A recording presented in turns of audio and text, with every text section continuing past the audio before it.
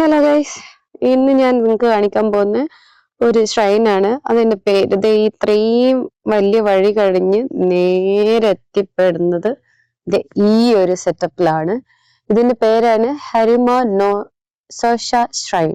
ഇങ്ങനെ തന്നെയാണ് പ്രൊനൗൺസ് ചെയ്യാന്നൊന്നും അറിയില്ല. ഇവിടെ ഒരുപാട് ഷ്രൈൻസ് ഉണ്ട്. ഇത് വൺ ഓഫ് ദ ഓൾഡസ്റ്റ് ആണെന്നാണ് കാണിക്കുന്നത്. ഒന്ന് പോയി നോക്കാം.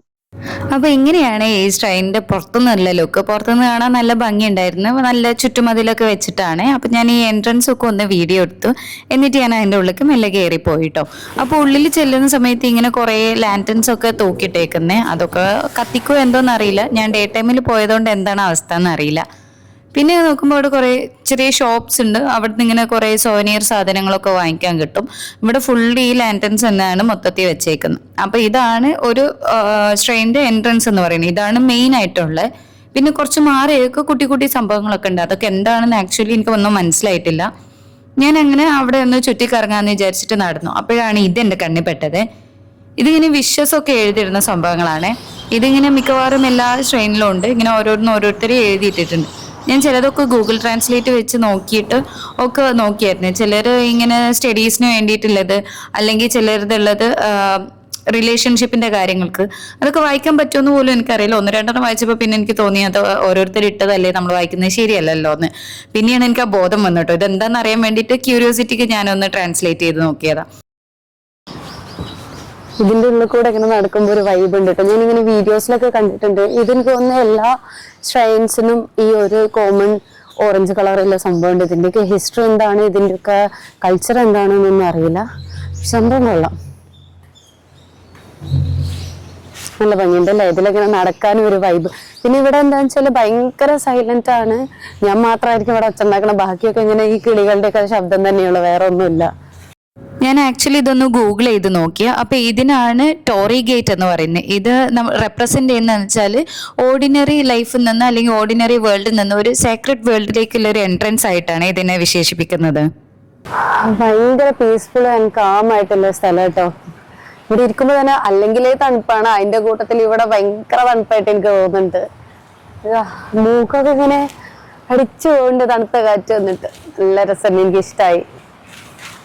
ഈ ടോറി ഗേറ്റിന്റെ ഡീറ്റെയിൽസ് ഒക്കെ അറിഞ്ഞപ്പോൾ എനിക്ക് ഭയങ്കര കൗതുകം തോന്നിയിട്ട്. ഓരോ രാജ്യത്തെ അല്ലെങ്കിൽ ഓരോ കൾച്ചർ അനുസരിച്ച് എങ്ങനെയാ റെപ്രസെന്റ് ചെയ്യുന്നതെന്ന് ഭയങ്കര അത്ഭുതമല്ലേ.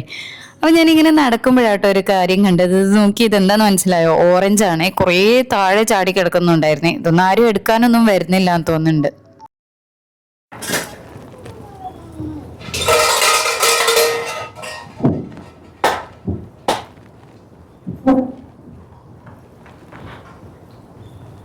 അപ്പൊ ഇങ്ങനെയാണ് ഇവിടെ വേർഷിപ്പ് ചെയ്യുന്നതിന്റെ ഒരു രീതി കേട്ടോ. കണ്ടില്ല എല്ലാരും.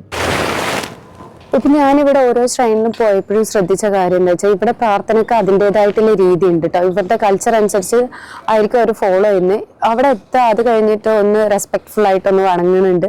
അത് കഴിഞ്ഞ് വലിയ വലിയ കയറ് തൂക്കിയിട്ട് കണ്ടോ, അതിൻ്റെ അറ്റത്ത് ഇങ്ങനെ ഒരു ബെല്ലല്ല, എന്തോ കുറച്ച് വെയിറ്റ് ഉള്ള സാധനം, പക്ഷെ അതിന് അടിക്കുമ്പോഴാണ് സൗണ്ട് വരുന്നത്.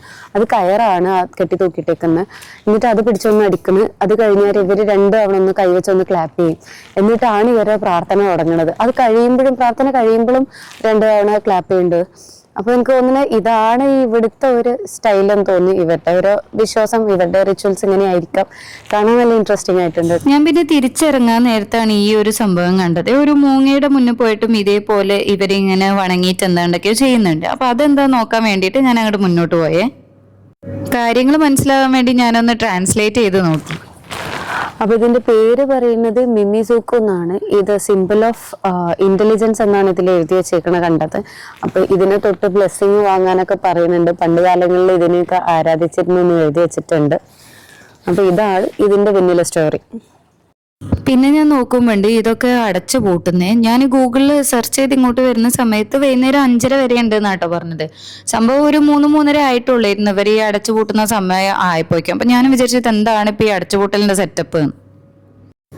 എന്തായാലും പോലൊക്കെ പൂട്ടി പോവാണ്. ഇനിയിപ്പോ അവിടെ വായി നോക്കി നിന്നിട്ട് കാര്യമില്ലല്ലോ എന്ന് വിചാരിച്ച് ഞാനും തിരിച്ചിറങ്ങാൻ തീരുമാനിച്ചു കേട്ടോ. അങ്ങനെ ഞാൻ പുറത്തിറങ്ങാൻ നിന്നു. അപ്പൊ ഇത്രയൊക്കെയുള്ളൂ ഈ ഷ്രൈനിനെ പറ്റിയുള്ള വിശേഷങ്ങൾ. ഞാൻ ഉള്ളിൽ കയറി കേട്ടോ, പക്ഷെ അത് വീഡിയോ എടുക്കണ്ടെന്ന് തോന്നി. അവിടെ വേറെയുള്ള ആൾക്കാരും ഉണ്ട്. അപ്പൊ അവരുടെ പ്രൈവസിനെയും അവരുടെ വിശ്വാസത്തിനെയും ഒക്കെ ബാധിക്കുന്ന കാര്യമല്ല നമ്മൾ അവിടെ കയറി എൻജോയ് ചെയ്യുന്നത്.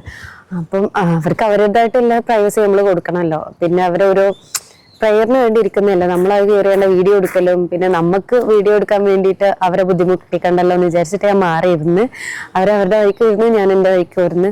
അവർക്ക് ഭയങ്കര സൈലന്റ് ആയിട്ടുള്ളൊരു പ്ലേസ് കേട്ടോ. ഉള്ളിൽ ഇങ്ങനെ ഇടയ്ക്കിടയ്ക്ക് ഒരു കൊട്ട് കേൾക്കുന്നുണ്ട്, അല്ലാത്ത ഇതൊന്നും അതിൻ്റെ ഉള്ളിൽ നിന്ന് പുറത്തൊക്കെ സൗണ്ടായിട്ട് കേൾക്കണില്ല. നല്ല രസമുണ്ടായിരുന്നു ഉള്ളിലിരിക്കാനും, ഭയങ്കര പീസ്ഫുൾ ആയിട്ട് കാമായിട്ടുള്ള ഒരു സ്ഥലം. അല്ലെങ്കിലേ ജപ്പാൻ മൊത്തത്തിൽ കാമാണ്, ഇങ്ങനത്തെ സ്ഥലങ്ങളിൽ വന്നാൽ കുറച്ച് എക്സ്ട്രാ കാമായിട്ടുണ്ട്. ഏതായാലും ഞാനിപ്പോൾ ഇവിടുന്ന് ഇറങ്ങി. ഇനിയിപ്പോൾ ഇവിടെ എന്തെങ്കിലും പ്ലേസ് ഉണ്ടോ കാണാനൊന്നും അറിയില്ല, ഒന്ന് സെർച്ച് ചെയ്ത് നോക്കണം. എന്തെങ്കിലും ഉണ്ടെങ്കിൽ അതും കൂടെ കാണണം, ഇല്ലെങ്കിൽ ബാക്ക് ടു റൂം. വേറെ പണിയൊന്നുമില്ല. അത് കഴിഞ്ഞപ്പോഴേക്കും തന്നെ രാത്രി ആവുന്നത്. അത്യാവശ്യം ദൂരമുള്ള സ്ഥലത്തേക്കാണ് ഞാൻ വന്നത്. 1 മണിക്കൂർ 1.5 മണിക്കൂറോളം ട്രാവൽ തന്നെ ഉണ്ട്. ഞാൻ ഇപ്പോൾ ഇതിൻ്റെ പുറത്തിറങ്ങി. അപ്പോൾ ചാച്ചാ ബായ്.